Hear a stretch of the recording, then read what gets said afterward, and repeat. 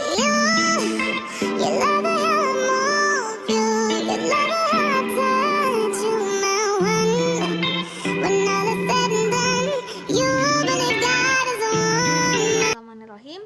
Assalamualaikum warahmatullahi wabarakatuh. Perkenalkan, nama saya Nur Hikmah, mahasiswi semester 4 dari jurusan Pendidikan Fisika Fakultas Tarbiyah dan Keguruan Universitas Islam Negeri Alauddin Makassar.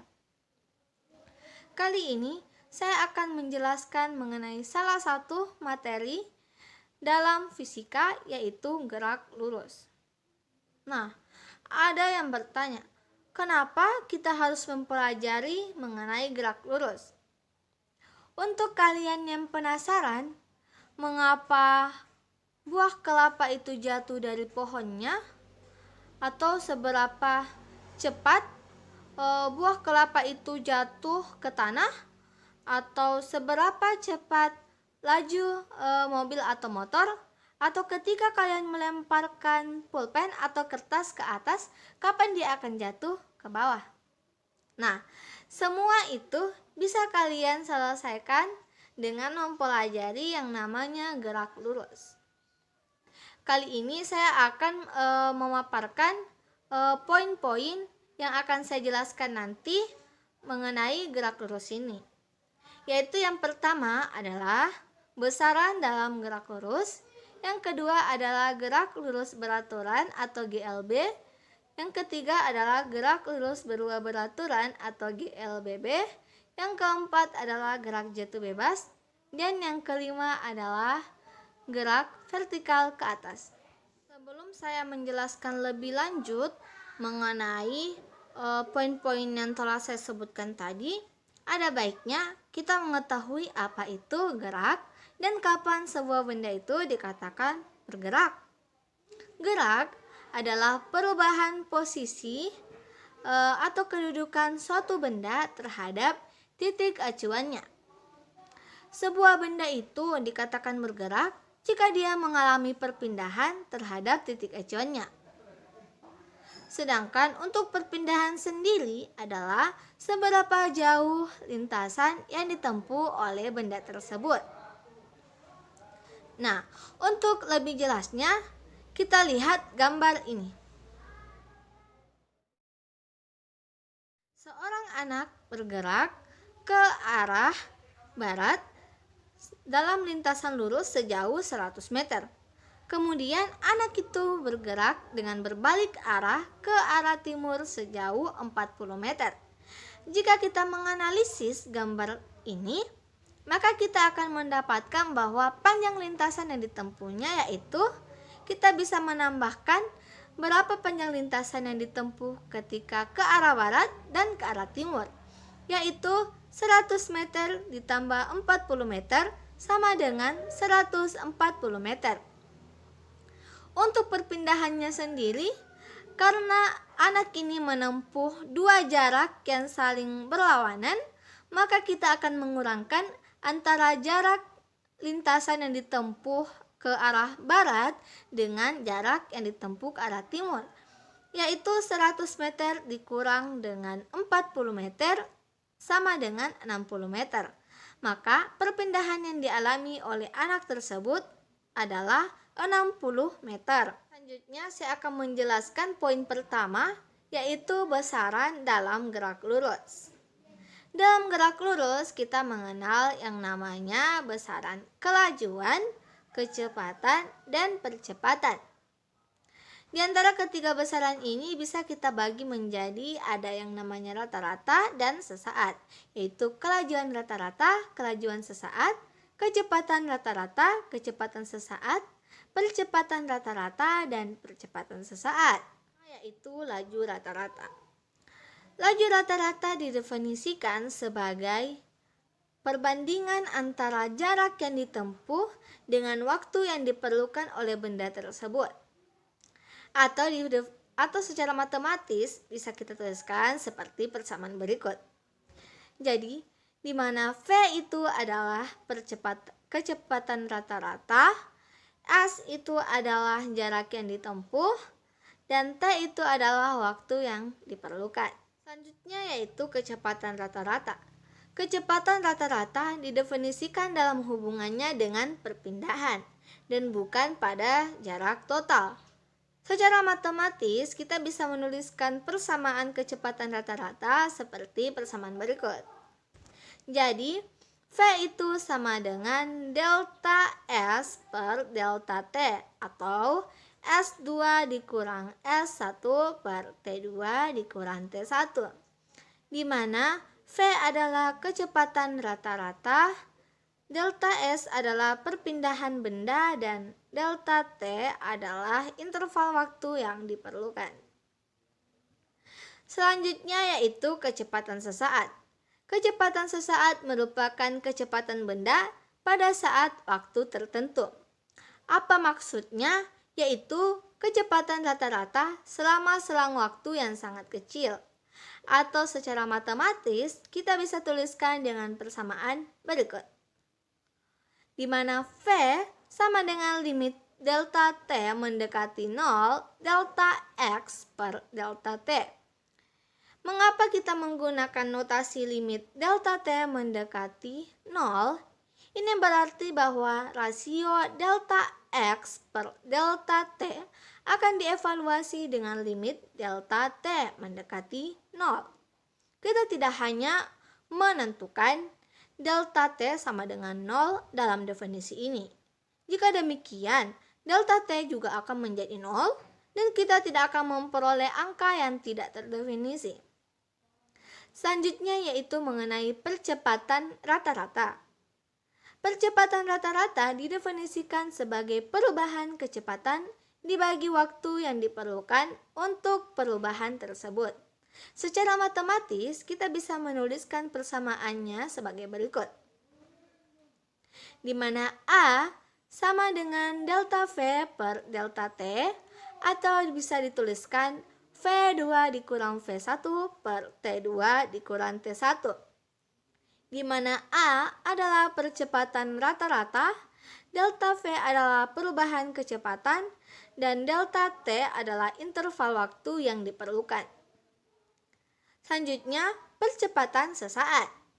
Percepatan sesaat didefinisikan sebagai percepatan rata-rata pada limit delta T yang menjadi sangat kecil, yaitu mendekati 0.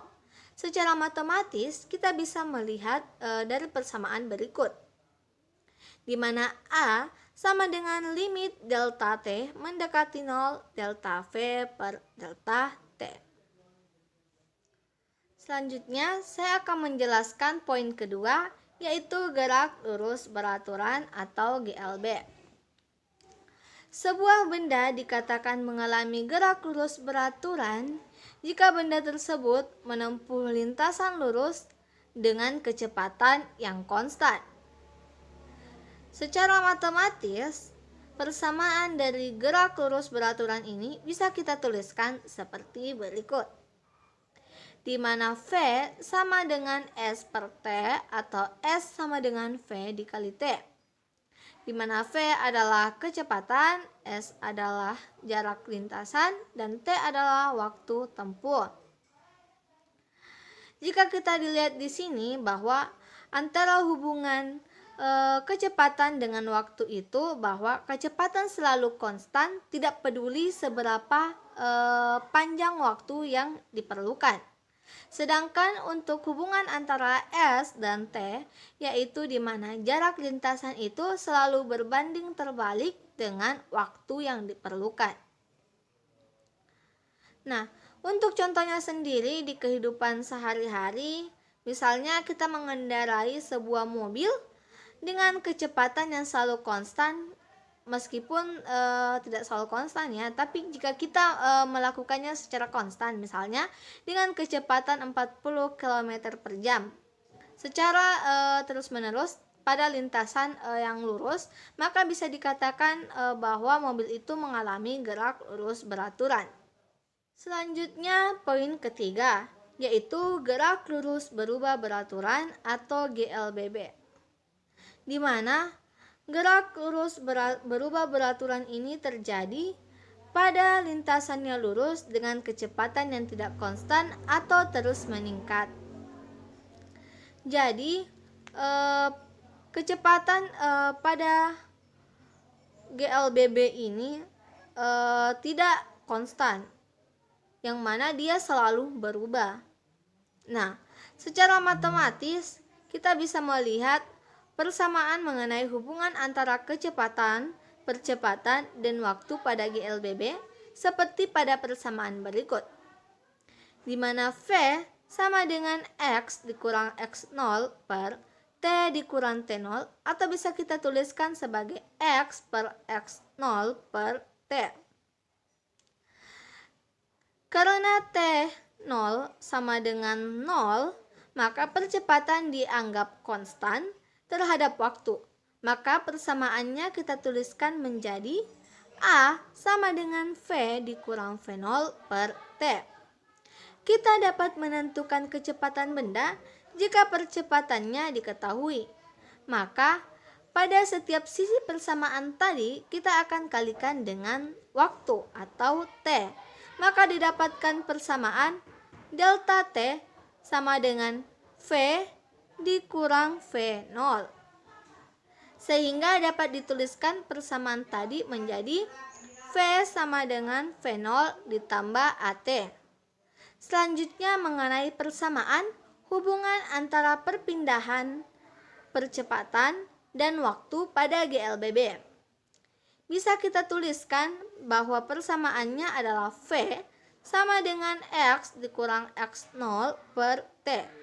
Persamaan ini dapat dituliskan menjadi X sama dengan X0 ditambah VT.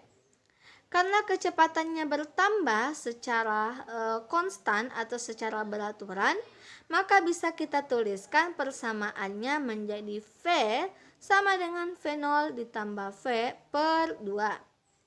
Jika kita menggabungkan atau mensubstitusikan persamaan X sama dengan X0 ditambah VT dengan V sama dengan V0 ditambah V per 2, maka kita akan mendapatkan persamaan X sama dengan X0 tambah V0T tambah 1/2 AT kuadrat.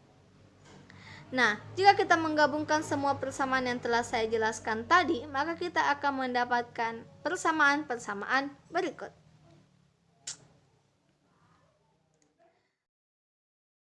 Gerak jatuh bebas dalam kehidupan sehari-hari yaitu pada mobil. Mobil itu tidak selamanya memiliki kecepatan yang konstan. Jika kita mengendarai mobil, pada awalnya kita akan mengendarainya misalnya saat kita berhenti, 0, kecepatannya adalah 0. Kita berjalan, awalnya kita memberikan kecepatan pada mobil itu sebanyak 20 km per jam misalnya. Pada saat kita berjalan melewati lintasan, ada kalanya kita akan menambahkan kecepatan saat kita mengendarai mobil tersebut. Misalnya, kita tambahkan menjadi 40 km per jam. Maka mobil itu bisa dikatakan bahwa dia mengalami yang namanya gerak lurus berubah beraturan.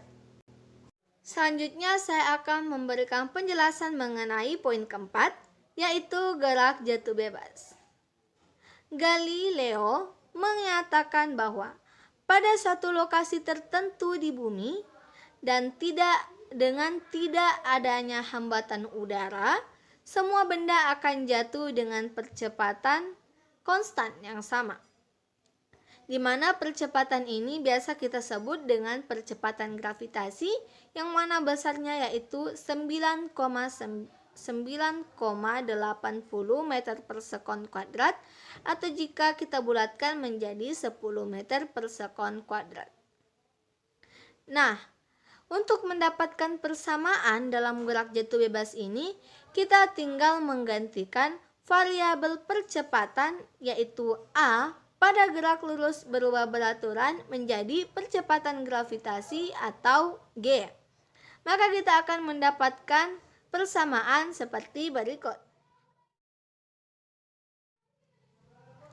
Contoh untuk gerak jatuh bebas sendiri yaitu ketika buah yang jatuh dari pohonnya.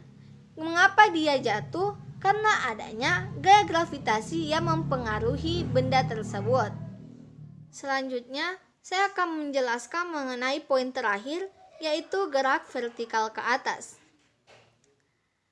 Nah, ketika kita melemparkan sebuah benda ke atas, maka itu merupakan salah satu peristiwa dari gerak vertikal ke atas. Yang mana pada ketinggian maksimum itu dia memiliki V sama dengan 0. Dan karena pada gerak vertikal ke atas ini dia melawan gravitasi, maka dia menjadi minus G. Untuk persamaannya sendiri, kita bisa mengambil dari persamaan dari gerak jatuh bebas.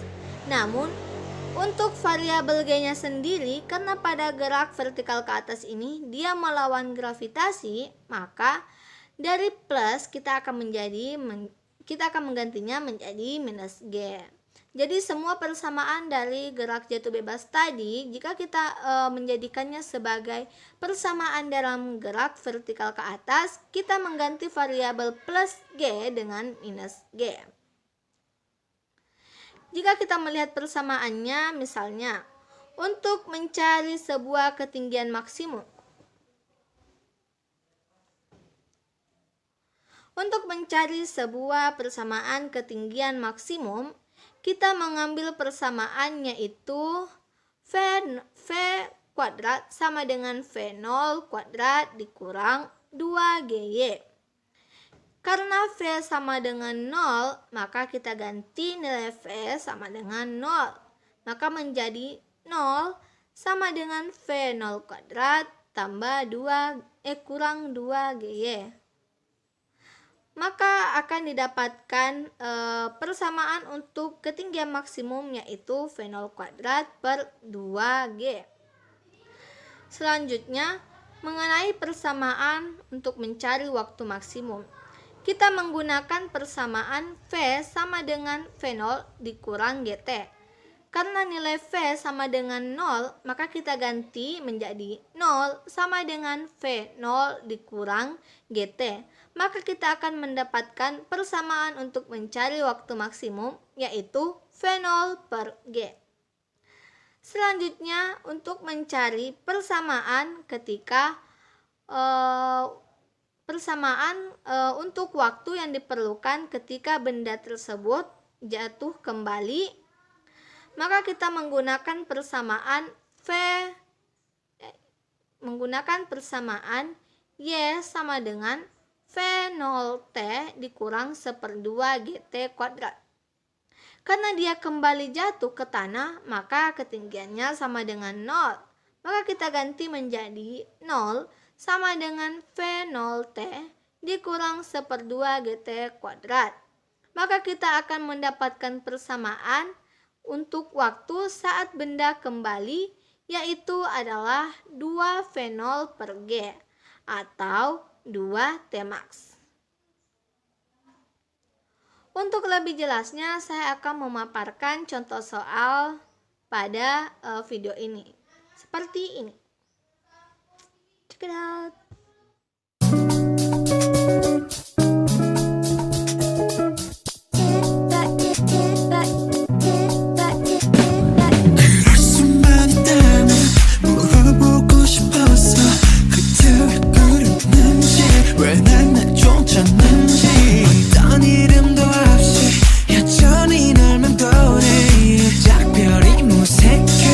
Tadi penjelasan saya mengenai materi dari gerak lurus, semoga dapat dipahami dan bisa bermanfaat untuk semuanya. Lebih kurangnya mohon dimaafkan. Assalamualaikum warahmatullahi wabarakatuh.